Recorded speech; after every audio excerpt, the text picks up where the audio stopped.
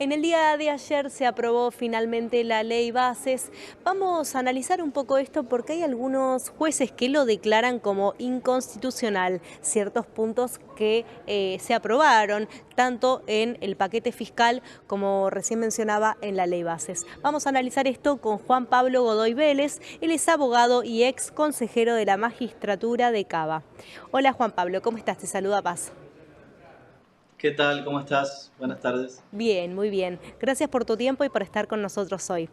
Bueno, analicemos un poco esto que finalmente se aprobó luego de 6 meses que el oficialismo estaba buscando sancionar este tipo de ley. Se fueron cambiando, se fueron haciendo ciertos cambios y vamos a analizar un poco si esto es inconstitucional o si es constitucional. Sí. Bueno, a ver, en principio yo lo que te puedo decir es que seguramente va en contra de todo el régimen vigente en materia laboral y que va en contra de los principios laborales, ¿sí? Y me arriesgaría a decirte que lo más probable es que cuando todo esto vaya a la justicia, en los tribunales lo declaren inconstitucional. ¿Sí? Recordemos que en nuestro sistema de control de constitucionalidad, vos digamos, necesitas plantear un caso concreto y si bien sirve como antecedente, resuelve el caso concreto, salvo cuando se trate de acciones colectivas como la que planteó contra el DNU 70 del 23 la CGT, que prosperó y se declaró la inconstitucionalidad y fue aplicable, digamos, para todas las personas, ¿sí? Lo que se conoce como erga omnes. Pero, a ver, en principio sí, yo te diría que la mayoría de las, digamos, de las normas que se modificaron van a ser declaradas inconstitucionales cuando lleguen a la justicia, ¿sí? Claro. ¿Cuáles serían los puntos más ligados que atentan contra la Constitución Nacional? Bueno, a ver, primero me parece que el más ostentoso es la eliminación de lo que se conoce como las multas, que son todas las sanciones por tener a los trabajadores, digamos, sin registrar o mal registrados o tardíamente registrados, ¿sí? Para tratar de Claro, abarcar todas las opciones lo más rápido posible. Todo eso implica hasta el día de hoy, ¿sí? Que las indemnizaciones se agravan.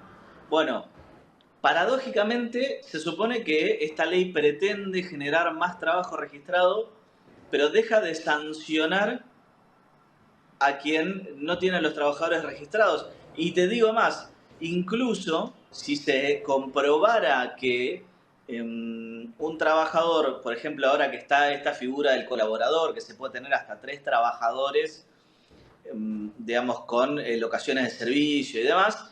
Bueno, si la figura de ese colaborador fuera un sí, fraude a la ley, con el nuevo sistema, lo que aportó en definitiva el trabajador pagando su monotributo, se descuenta de lo que tiene que pagarle el empleador al ANSES en materia de aportes, comprobado que sea previo juicio que esta modalidad de contratación se había hecho en fraude a la ley nueva, ¿no? A partir digamos, de que se aplique, porque todavía no entró en vigencia, la ley bases. claro, O sea, imagínate el disparate en el que estamos, ¿sí? En el claro. que ya digamos, el trabajador le hace más barato al empleador el pago de la deuda que eventualmente tenga por no haber pagado los aportes jubilatorios y haberlo tenido en negro. Claro. Y en relación a esto que mencionabas, Juan Pablo, con el DNU, cuando algo se Sí. declara o hay algún tipo de reclamo sobre algún tipo de ley que es inconstitucional, ¿qué pasa con los Sí. plazos? Porque el DNU continúa vigente hasta la fecha.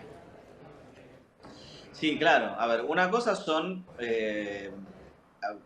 digamos, los plazos para que un DNU con la ley actual Si no lo trata la bicameral, cosa que está recontravencido hace rato porque son 15 días hábiles, se considera que el DNU está vigente, ¿sí?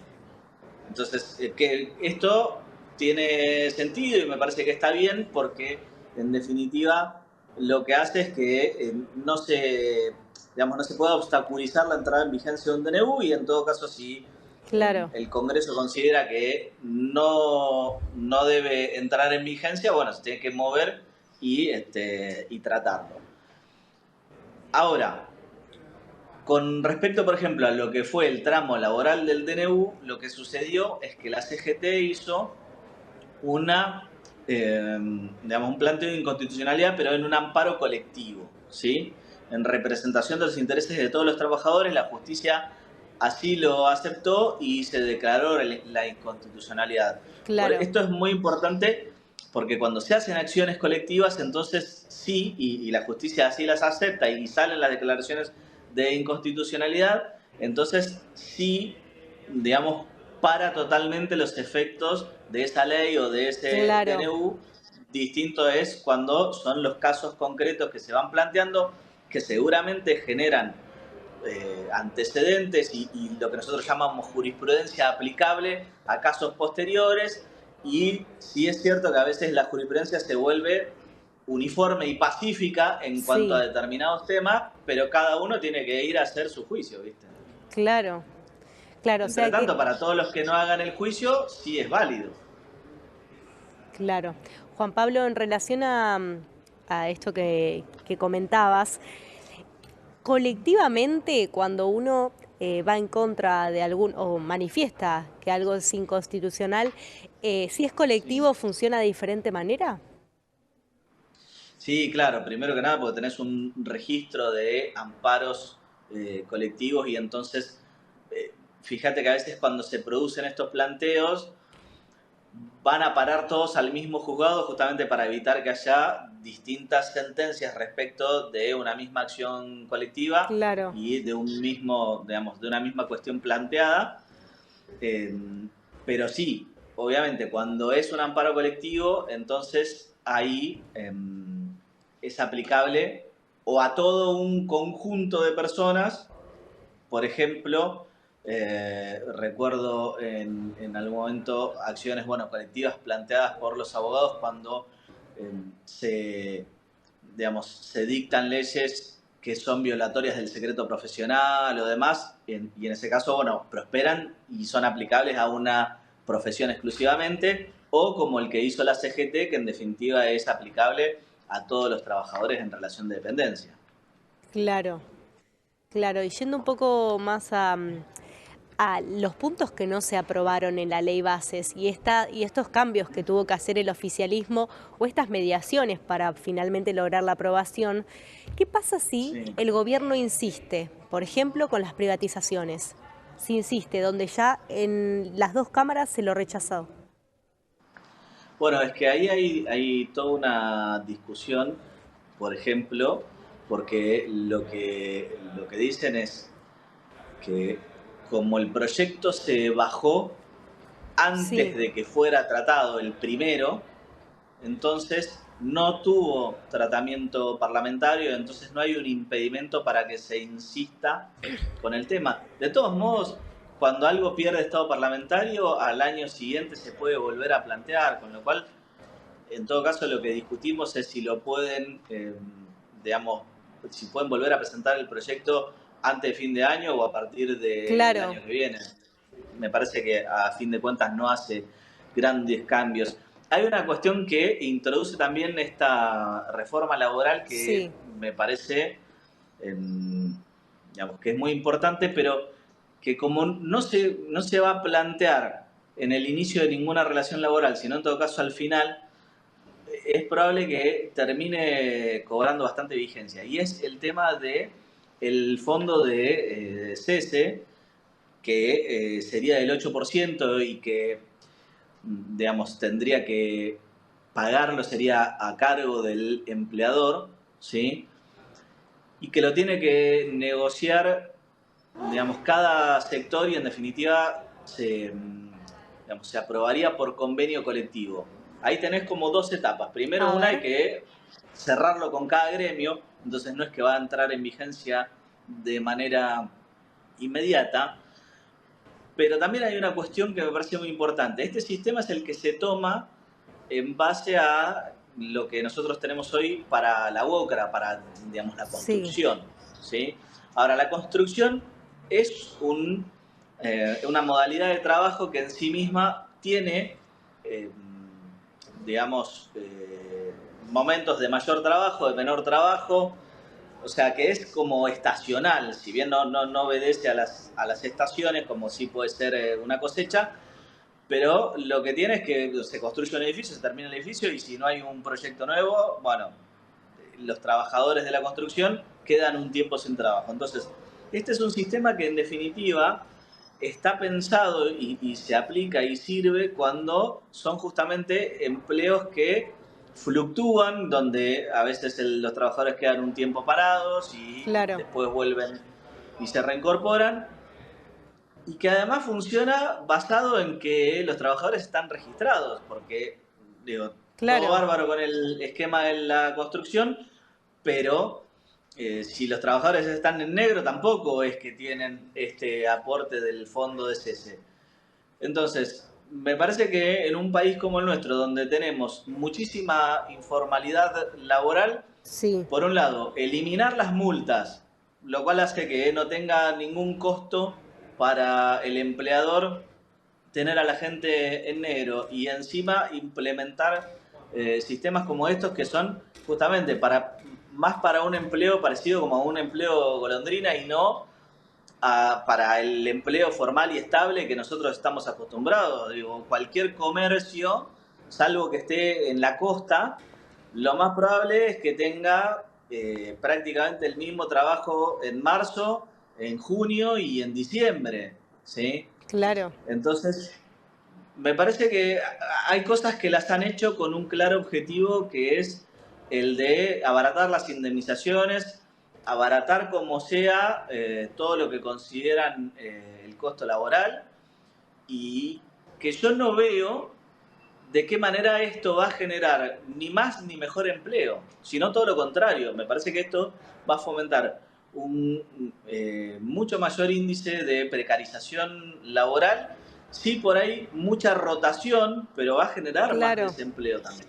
Claro, Juan, en relación a esto que mencionás, la rotación, ¿no?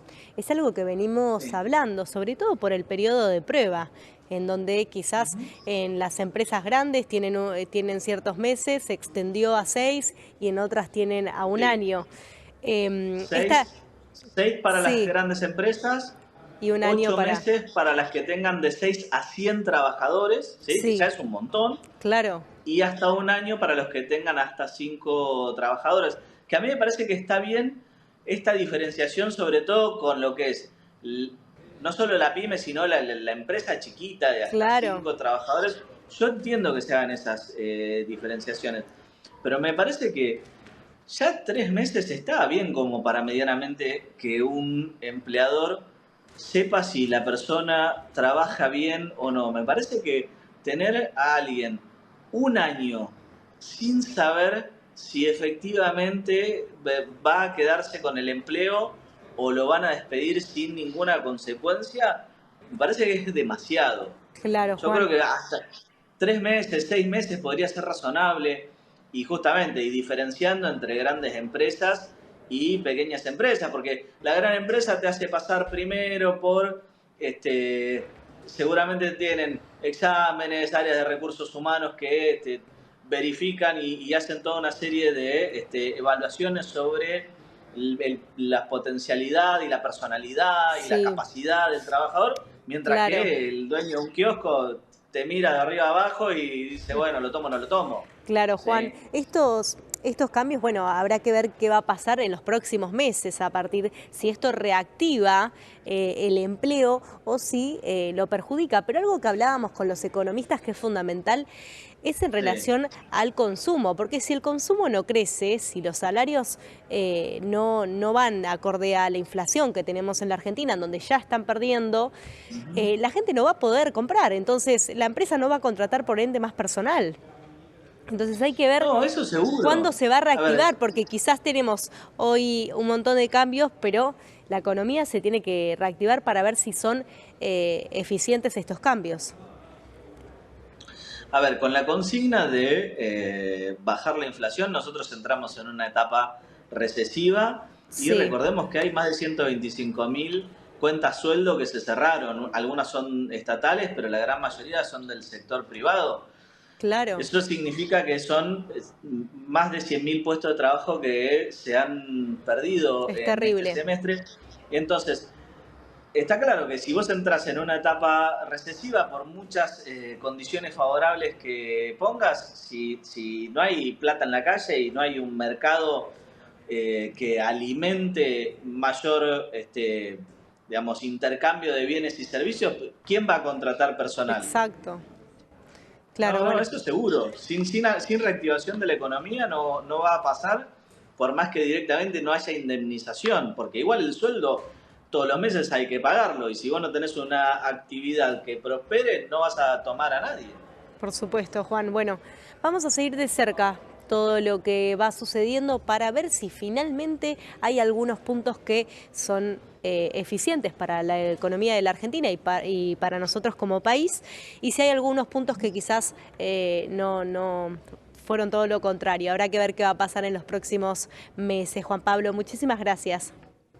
No, por nada. Y seguramente también controlar qué inconstitucionalidades van saliendo, ¿no? Que seguramente van a Exactamente. salir en los próximos meses. Exactamente, vamos a seguirlo de cerca. Ya vamos a contactarte nuevamente para hablar de esto si tenemos novedades.